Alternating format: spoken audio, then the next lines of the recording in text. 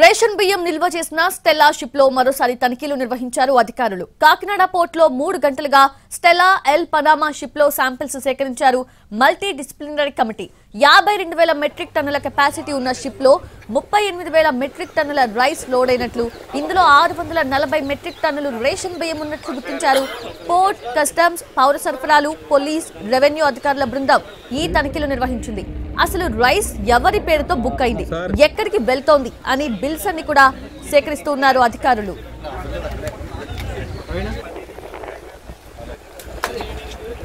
పూర్తి అప్డేట్స్ తెలుసుకున్నాము. మా ప్రతినిధి సాయి సుధీర్ సిద్ధంగా ఉన్నారు. సాయి సుధీర్, ఏంటి ఆ వివరాలు ఏమన్నా తెలిసాయా? లైక్ ఎవరి పేరు మీద బుక్ అయ్యాయి, లేదంటే ఎక్కడికి వెళ్తున్నాయనే వాటికి సంబంధించి?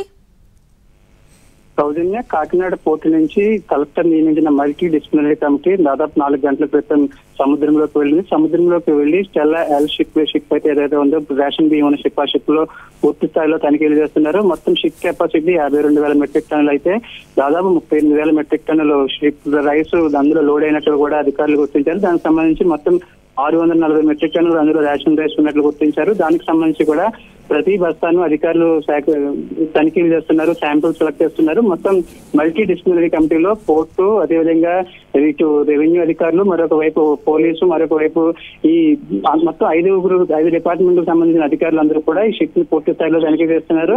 మొత్తం సాయంత్రం 6 గంటల వరకు కూడా ఈ తనిఖీలు కొనసాగుతాయి. దానికి సంబంధించి కూడా శాంపిల్స్ సేకరించి రేషన్ బియ్యం ఎక్కడి నుంచి వచ్చింది, ఒకవేళ ఆ రేషన్ రైస్ కు సంబంధించి శాంపిల్స్ తీసుకుని దానిని పూర్తి స్థాయిలో తనిఖీల తర్వాత వాటిని శాంపిల్స్ ని పరిశీలించాలని చెప్తున్నారు.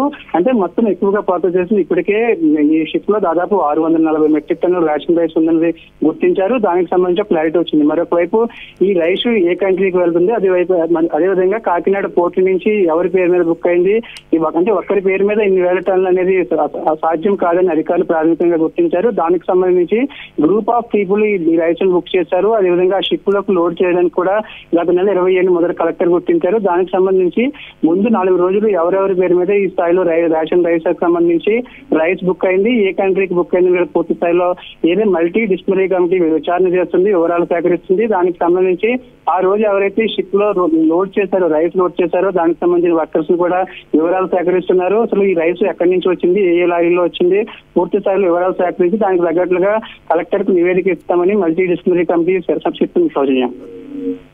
Yes, Sai Sudhir, thank you. Thanks for the updates.